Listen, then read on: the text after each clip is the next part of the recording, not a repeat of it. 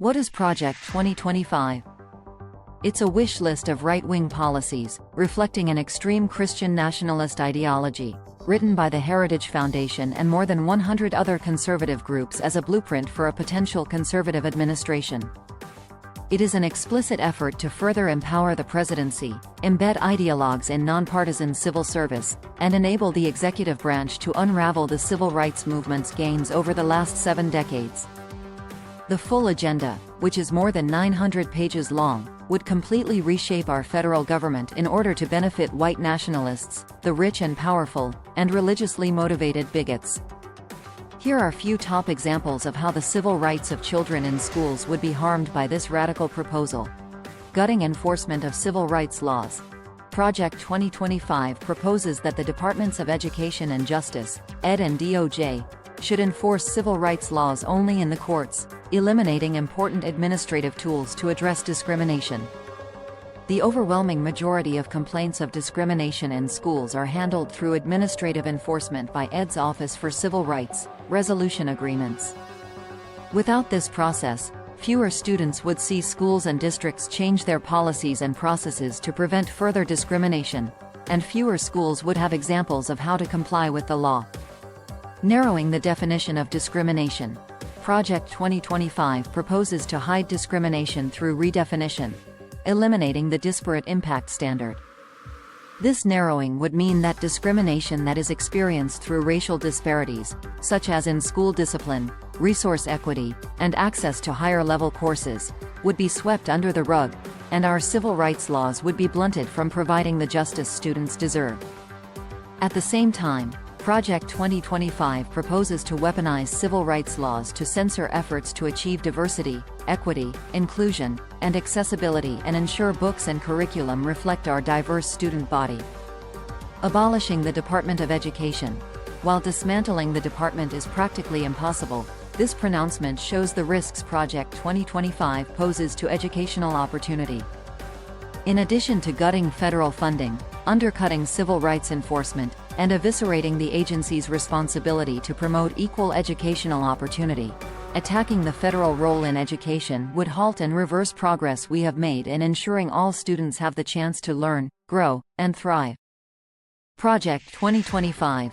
What's at stake for education? August 2024. Cutting funding to public schools. Not only does Project 2025 propose a phase-out in federal education funding, this roadmap to ruin also calls for the block granting of Title I and other federal programs so that funds can be diverted from marginalized children to their wealthier peers, meaning less support for children in concentrated poverty and exacerbated disparities based on family income, race, disability, and first language. Promoting school vouchers. Project 2025 would encourage taxpayer funds to flow to private K-12 schools with no guarantees that the money would not be used to discriminate or proselytize.